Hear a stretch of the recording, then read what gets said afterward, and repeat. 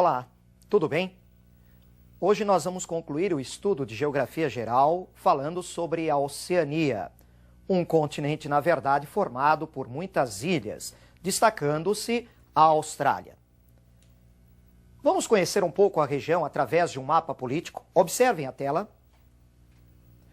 Nesse mapa, destacamos em primeiro lugar a Austrália. É uma ilha de dimensões continentais, o mais importante país da Oceania.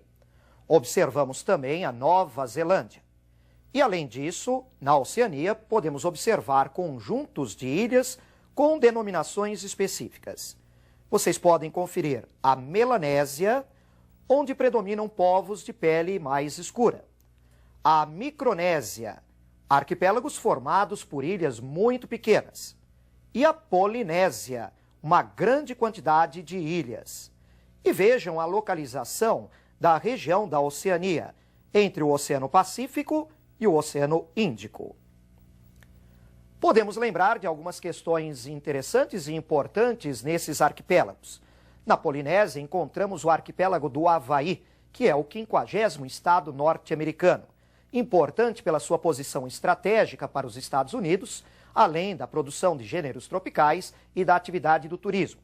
E ainda, lá na Polinésia, a Polinésia Francesa, onde a França realizava testes nucleares, no atol de Mururoa. Daí o fato da Polinésia Francesa desejar a sua independência. Vamos voltar ao mapa político e observar mais um fato interessante dessa região. Agora nós estamos conhecendo a linha internacional da data. Via de regra, ela acompanha o meridiano de 180 graus, mas faz alguns desvios. Essa linha internacional da data tem a função de marcar, como o próprio nome diz, a mudança de data no calendário. Você pode observar à direita no seu vídeo o domingo e à esquerda dessa linha a segunda. Ou seja, para essas regiões onde você observa o domingo à direita no vídeo passarem para a segunda-feira, elas terão que completar um giro de 360 graus. Só que, quando estas ilhas passarem para a segunda-feira, aquelas que estão à esquerda dessa linha já estarão na terça-feira. É uma situação curiosa, apesar da grande proximidade geográfica, há uma diferença de 24 horas entre elas. Vamos conhecer um pouco das características físicas, especialmente aí no caso da Austrália, que tem grandes dimensões. Você vai me acompanhar em 2 mapas. Vamos então ao primeiro mapa físico da Austrália. Inicialmente, podemos observar nesse mapa a rede hidrográfica da Austrália. Uma rede hidrográfica relativamente pobre devido à existência de muitas áreas secas. Destacamos para vocês os rios Murray, Darling e Vitória. Os principais rios da Austrália estão na porção norte, leste e sudeste. Na sequência deste mapa, vamos observar a presença de vários desertos nesse país. Grande deserto de areia, deserto de Simpson e o grande deserto de Vitória. E mais uma vez, observando agora a sequência do mapa, temos o relevo da Austrália. No relevo da Austrália, observamos a oeste um planalto de formação antiga, na porção central uma depressão, uma bacia sedimentar e a leste cadeias de montanhas. São extensas, mas não muito elevadas. Por exemplo, a grande cadeia divisória e os Alpes australianos no sudeste. A Austrália tem uma grande extensão e está numa região cortada pelo Trópico de Capricórnio. Há uma relativa variedade de climas e de vegetações na Austrália, mas o predomínio de áreas secas. Acompanhe comigo, então, mais um mapa físico desse país. Observem a presença de climas e de vegetações na Austrália. Na sua porção norte e nordeste, o clima tropical, com a presença de florestas tropicais. No oeste, do centro para o oeste da Austrália, observamos um grande domínio do clima árido, com a presença de xerófitas e estepes. Envolvendo estas áreas desérticas, o clima semiárido, com a presença de estepes e savanas. No sul e no sudoeste, a presença de um clima do tipo mediterrâneo, com vegetações mediterrâneas. E no sudeste da Austrália, incluindo a ilha da Tasmânia, o clima temperado oceânico com a presença da floresta temperada. Agora vamos tratar um pouco da população dessa região da Oceania, com maiores destaques para a Austrália e para a Nova Zelândia. O total de habitantes nessa região não é grande. A própria Austrália, que é o país mais populoso da região, tem uma população ao redor de 20 milhões de habitantes, numa área de aproximadamente 7 milhões de quilômetros quadrados. Vamos lembrar que na Grande São Paulo, uma área muito reduzida, nós já encontramos 18 milhões e meio de habitantes. A Austrália, portanto, é um país de baixa densidade demográfica. A colonização nessa área, na Austrália e Nova Zelândia, foi uma colonização britânica. Curiosamente, o povoamento na Austrália começou na forma de uma colônia penal. Presos ingleses que eram levados para a Austrália. Vamos conhecer agora mais um pouco da população dessa região através de uma tabela, um quadro comparativo. Vejam a tela. Neste quadro comparativo socioeconômico, destacamos aí a presença da Austrália e da Nova Zelândia, comparados com alguns outros países da região. Vamos observar aí a expectativa de vida, o analfabetismo, a mortalidade infantil e o IDH. Eu destaco particularmente a Austrália e a Nova Zelândia porque são os dois únicos países desenvolvidos no hemisfério sul. Verifiquem os indicadores desses dois países, são indicadores muito bons.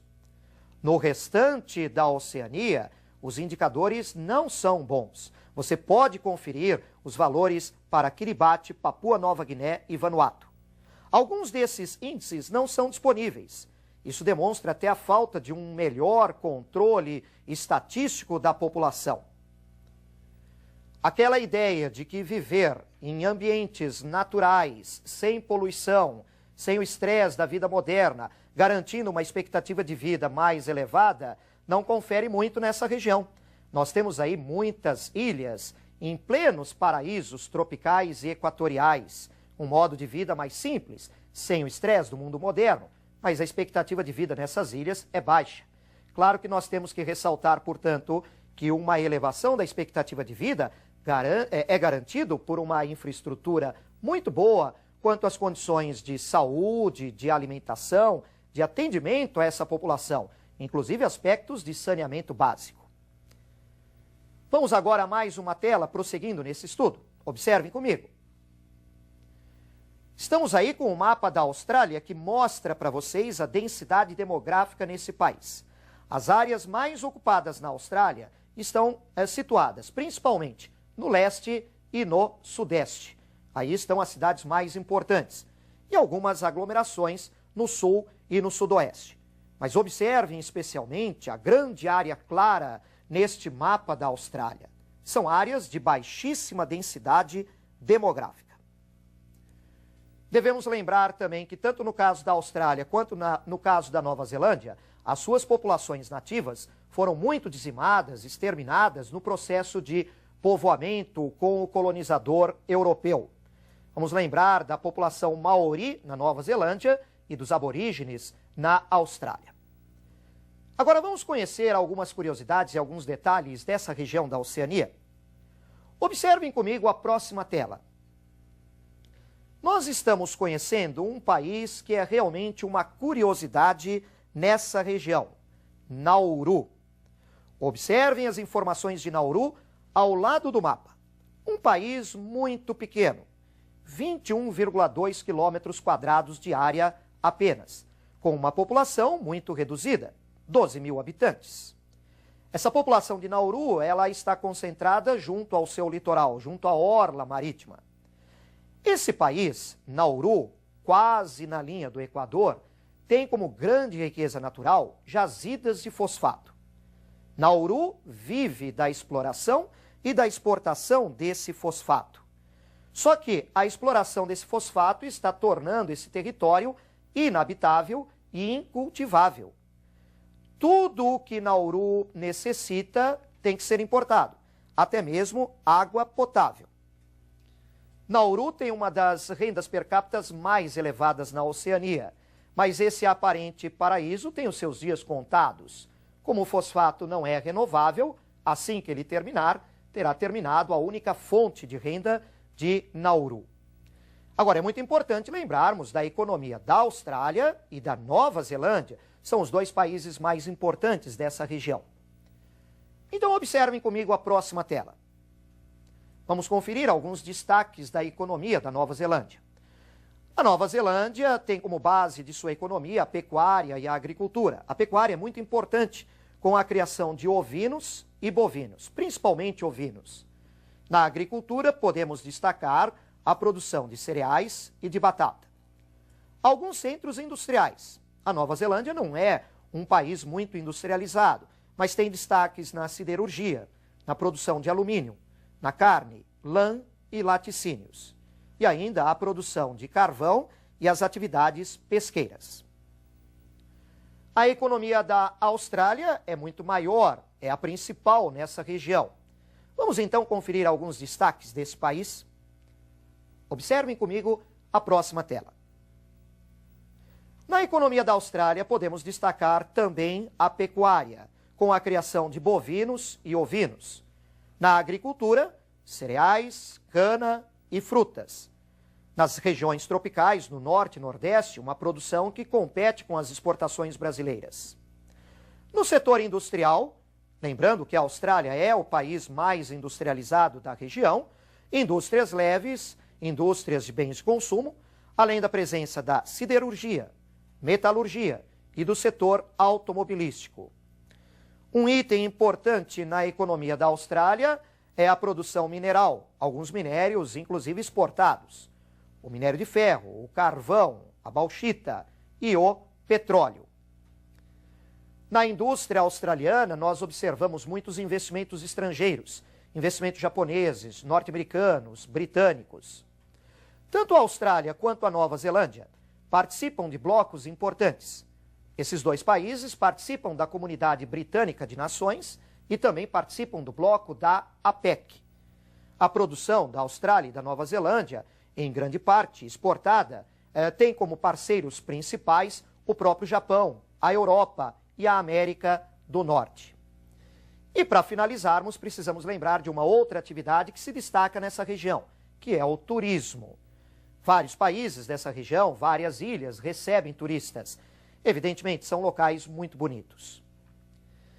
Estamos assim concluindo na aula de hoje o conhecimento sobre geografia geral. Itens importantes para o seu vestibular em todas as aulas que desenvolvemos. Um grande abraço para você. Eu te encontro na nossa próxima aula. Até mais.